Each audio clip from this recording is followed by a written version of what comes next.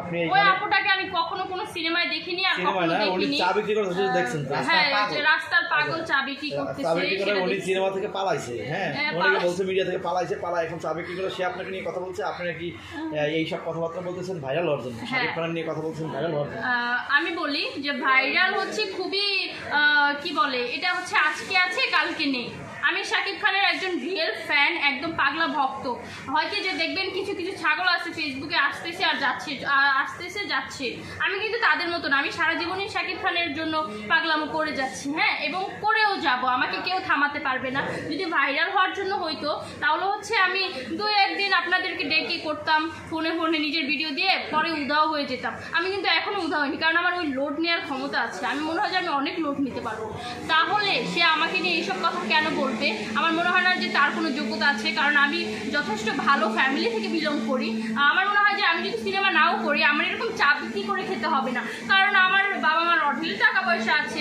আমি অন্য কোনো বিজনেস করবো, এমন বিজনেস করবো যে মানুষ আমার সাথে গলা উঁচা করে কথা না বলতে পারে। আর সে কেন চা বিক্রি করবে? ভাই, এত বছর সিনেমা করে তুমি কোন মোয়াটা বানাইছো ভাই, তোমার যে চা বিক্রি করতে হবে? এটা কোনো কথা?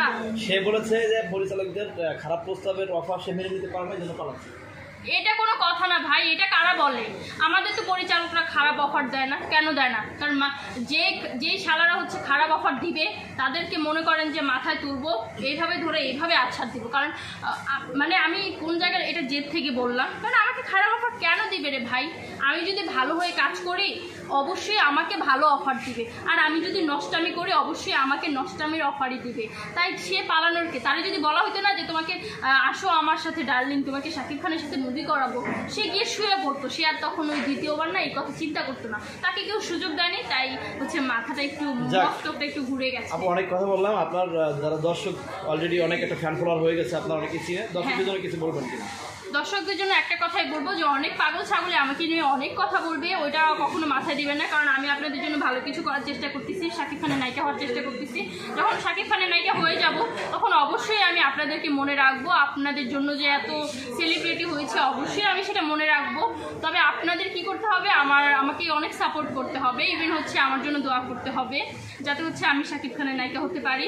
তো আমি জানি যে আপনারা অবশ্যই আপনারা সবাই আমার পাশে আছেন, কোনো কিছুতেই কোনো কাজ হবে না। তো আপনাদের উদ্দেশ্যে আমি একটা কথাই বলবো যে আমি আপনাদেরকে ভালো ভালো কাজ উপহার দেওয়ার চেষ্টা করব। ইভেন হচ্ছে আপনারা আমাকে ভালোবাসেন দেখেই আমি চেষ্টা করতেছি যাতে আমি আরও ভালো কিছু করতে পারি। তো যাই হোক, সবাই আমার জন্য দোয়া করবেন। না, একটু বলি, আপনি যেহেতু বললেন যে চাওয়ালিকে যে বিষয়টা বললেন যে শাকিব খানের সাথে যদি সে সিনেমা করতে যায় তাহলে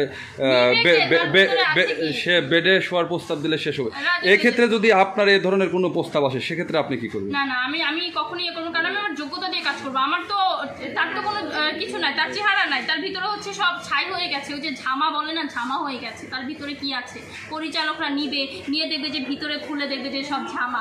তো এইগুলো দিয়ে কোনো কাজ হবে না ভাই, ভিতরে ঝামা থাকা যাবে না। নায়িকা হওয়ার জন্য যথেষ্ট যোগ্যতা লাগবে, ওইরকম একদম কি বলে এনার্জি লাগবে। মানে যে তার ভিতরে ছিল না, যার কারণে হচ্ছে পরিচালকরা কিক মেরে বের করে দিয়েছে।